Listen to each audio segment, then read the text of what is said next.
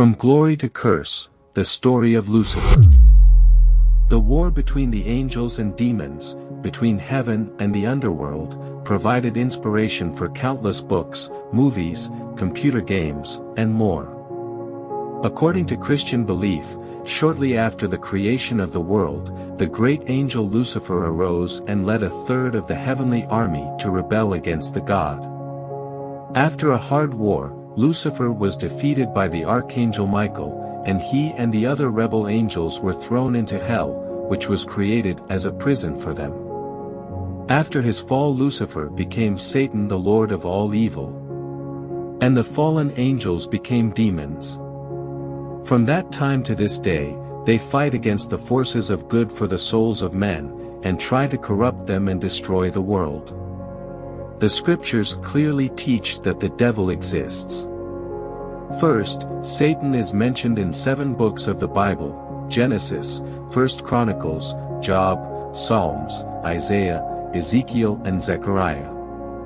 In addition, he is mentioned in 19 of the 27 books of the New Testament: Matthew, Mark, Luke, John, the book of Revelation, and more.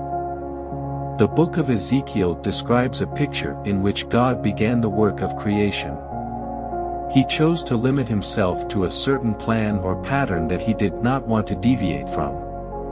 When the animals were created, they fulfilled a certain part of this pattern or plan.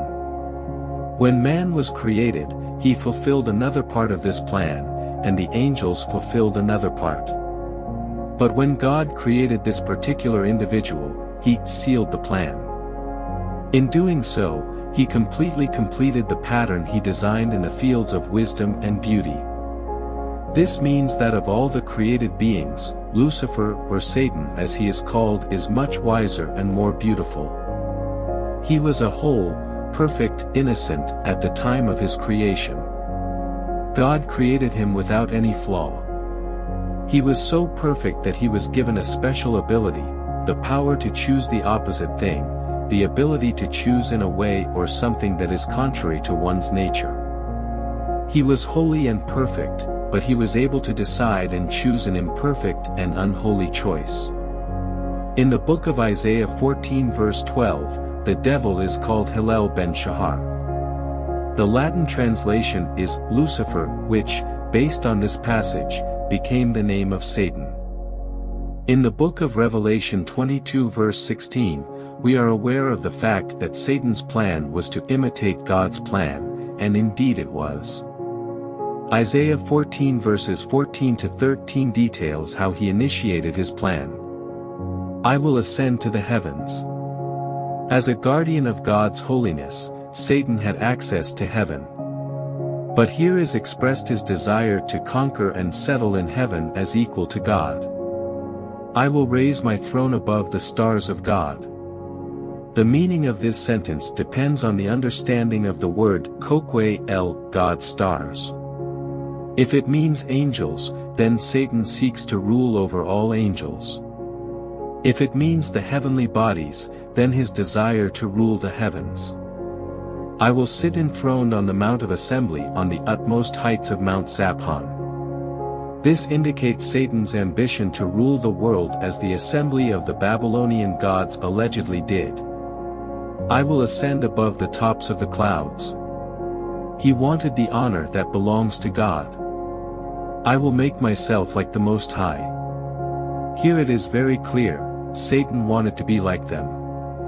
The word supreme emphasizes God's power and sovereignty, Genesis 18 verse 18.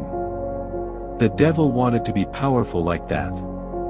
He wanted to use, in this world, the authority and control that belonged to God alone. His sin was a direct challenge to God's power and authority.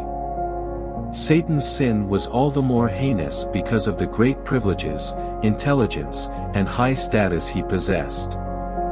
In addition, his sin was more harmful because of its widespread influence on angels and humans. Every sin is serious and every sin affects others. But sin in high places is more serious and its consequences are more extensive. The book of Job is the first source in the Bible that describes an angel known as Satan, whose job it is to try humans with evil torments. Satan is not described in it as an independent being, but as another angel of God. This is how God commanded Satan regarding Job, and the Lord said to the devil, "Behold, all that he has in your hand, only do not put your hand to him." Job 1 verse 12. Let's go back to Lucifer. Lucifer had an air of mystery and danger that was hard to resist. He had a commanding presence that made the people around him feel both awe and fear. His voice was deep and powerful, and his words were full of wisdom and power. He was a creature of beauty, power and mystery. Lucifer was not satisfied with his life in heaven, and he began to wonder why God created him. He wanted to understand why he was given such power and why he was forced to worship God. He became more and more resentful and jealous of the other angels and wanted to be more powerful than God.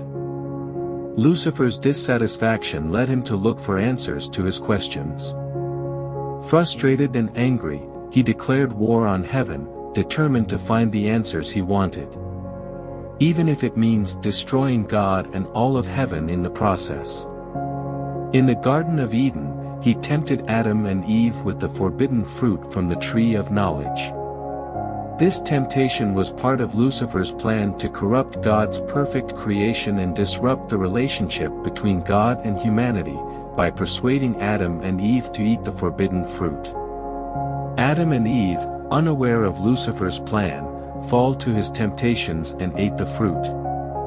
This is how sin entered the world and caused humanity to be expelled from heaven. He wanted to prove that he was more powerful than God, and he wanted to be the one in control of his own destiny. He wanted to be able to make his own decisions and not be bound by the rules or regulations of heaven. He wanted to be free to do what he wanted, when he wanted, without any consequences. Lucifer gathered an army of angels who shared his desire for independence, and they set out to challenge God and take over heaven.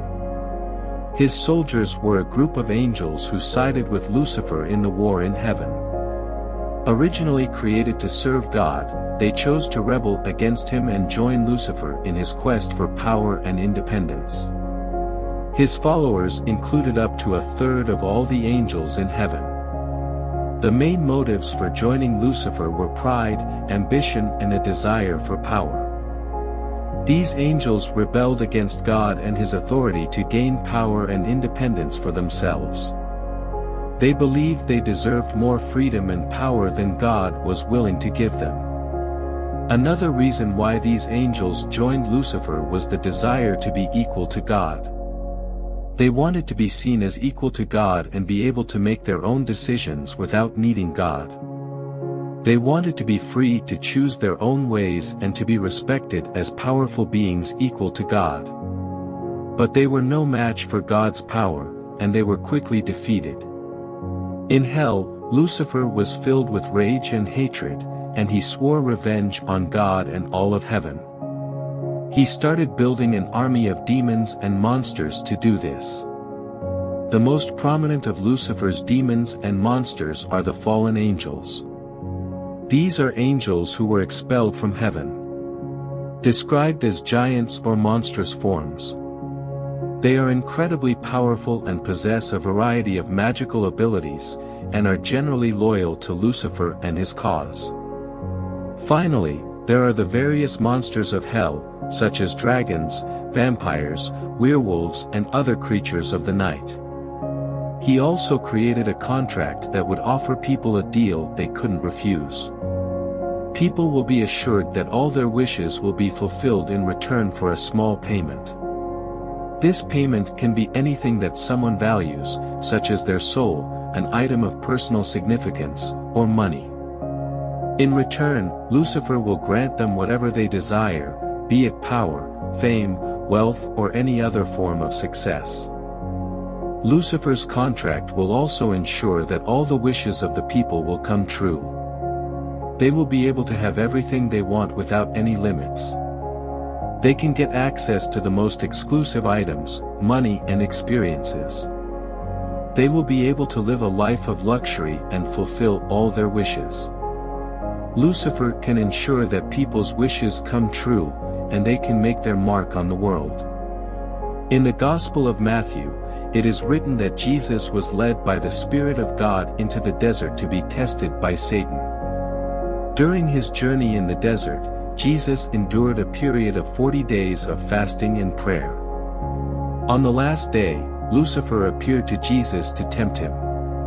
Lucifer tried to convince Jesus to submit to his wishes, and in return he would become stronger. Lucifer offered Jesus the power to be the ruler of the world and the opportunity to gain control over its splendor and beauty. He also offered Jesus the opportunity to put his trust in Lucifer and bow down and worship him. Finally, Lucifer promised Jesus that if he did these things, he would not suffer death. However, Jesus refused the offer and instead chose to remain faithful to his Father, trusting and believing in God's plan for his life. Jesus rejected Lucifer's offer and instead chose to follow the path of righteousness. He responded to Lucifer's temptations by saying, Matthew 4 verse 10, "Stay away from me, Satan. For it is written, worship the Lord your God and worship only him." One more story has come to an end. We hope you learned something new today. If you did, give this video a like and share it with your friends. And don't forget to subscribe to our channel for more informative and entertaining content. See you next time.